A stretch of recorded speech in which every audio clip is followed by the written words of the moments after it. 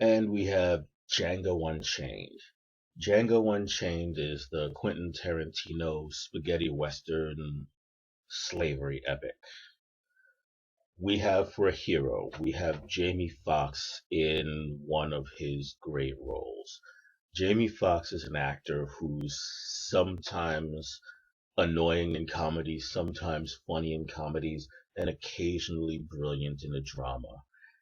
We're going to put this one on the brilliant side. This is one of his great roles. It's one of the great roles. And Jamie Foxx is perfect in it. Maybe other characters could have done as well, but I'm not sure they would have done as well with Tarantino directing. This was awesome. Um, Django is well, he's not an escaped slave. He's a slave who's been bought and freed by a bounty hunter played by Christopher Waltz. And he's a likable, sympathetic character with a true hero's quest to go on. He's trying to find and rescue the woman he loves who's still a slave. For a villain, we have Leonardo DiCaprio, and he is having fun playing this vicious, evil slave owner named Candy. And he is having a blast being the bad guy, but he's also not dropping his A game acting. He's really putting all of his talents into this, and it shows. Both that he's having fun and that he's really working. The mentor of the film is, of course, Christopher Waltz, who played the Jew hunter in Inglorious Bastards. This time he gets to play a good guy, and he does another brilliant job.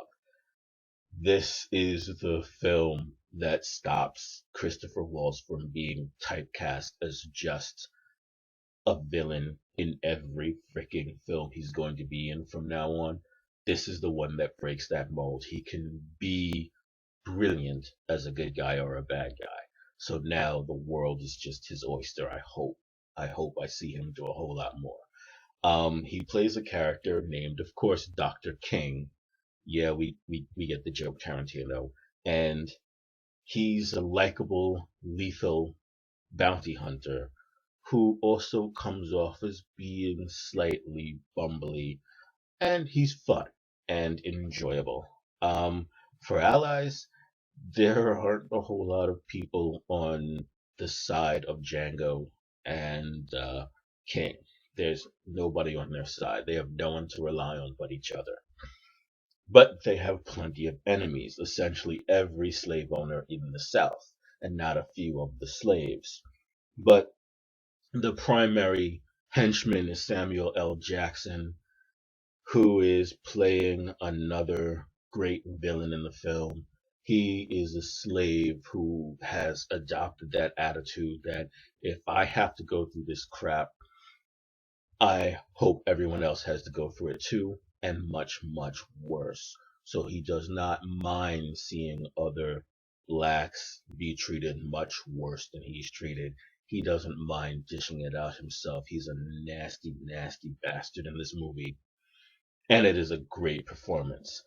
Um, the upside of the film is that it is so well acted and so well directed and so well written. This is the continuation of the evolution of Tarantino into one of the great directors of all time. He probably hit that mark a few films ago, but every film he does now is just another slab of concrete in the proof that he is a master. The downside of this film, my only real problem with the film is that there's a character in the film who dies for no good reason. He does something that gets him killed, but when he does it, he had time to duck, he had time to run, he had time to try to survive, and he doesn't. He does this reckless thing and stands there and waits to die. And I have found that that's one of Tarantino's things he does. That annoys me. Occasionally, he'll kill a character, in a way where the character could have at least tried to survive. And I don't really like seeing those dumb suicides. So that was one of my downsides with the movie. There's also a point in the movie where Django does a little bit of trickery with a horse that didn't seem to fit as part of the film at all. I don't know why it's in there. It's just basically him dancing with a horse. Well, not dancing, but he's got the horse doing tricks, and it doesn't work. I didn't like that either. But none of those two things are enough to overshadow the overall brilliance that is Django Unchained. This movie remains a solid, solid 5 stars for me. Perfect.